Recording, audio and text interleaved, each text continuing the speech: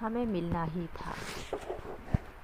आपको शायद मेरी प्रेम कहानी बहुत फिल्मी लगे, पर यही सच है मेरी प्रेम कहानी का। मैंने उनको कभी नहीं देखा था, ना ही कभी विदेश जाने का सपना देखा था। मैं तो बस आगे पढ़ना चाहती थी, पर माँ पापा मेरी शादी करवाना चाहते थे।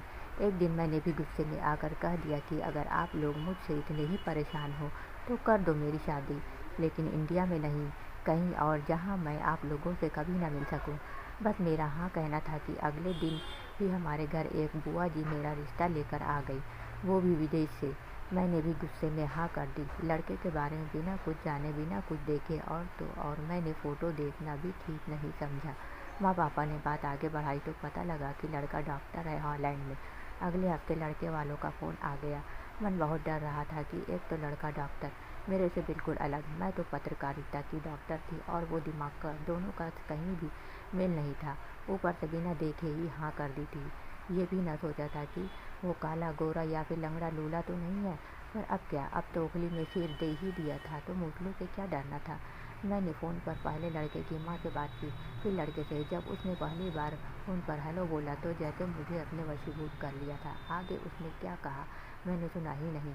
उसकी आवाज़ सुनते ही जैसे मेरे मन का डर कहीं छूमंतर हो गया और मुझे उसी समय उससे प्यार हो गया। फिर 6 महीने तक हम दोनों सिर्फ फ़ोन पर ही या फिर ईमेल, लेकिन अब दोनों ने अभी तक एक दूसरे को देखा नहीं था। मई में वो अपने भाई के साथ इंडिया आए, तब हमारी सगाई की तारीख पक्की हो गई थी। तब सगाई से एक दिन पहले मैंने उन्हें देखा, पर शर्म और संकोच के मारे मुँह से कुछ बोल नहीं निकल रहे थे। वो जैसे मेरे मन की बात समझ गए, इसलिए पहले मेरे भाई से बात की, फिर मुझसे। उस एक फ़ोन की बात थे तो जो हमारा प्यार का सिलसिला शुरू हुआ वह आज हमारी शादी के 10 साल हो जाने पर भी कायम है।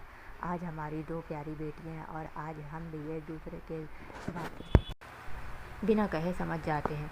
शायद हम दोनों का जन्मदिन भी एक दिन ही है, 9 फरवरी। इसलिए अभी तक हम ये मानते हैं कि शायद भगवान ने हमें एक ही दिन 2 अलग-अलग देशों में पैदा करके भी एक साथ रहने के लिए बनाया है। और हाँ, जो माँ पापा से दूर जाने की बात कही थी वो सच हो गई। अब मैं माँ पापा से कभी-कभी ही मिल पाती हूँ, लेकिन पति और ससुराल से इतना प्यार मिला कि माँ पापा कमी ज़्यादा नहीं खलती।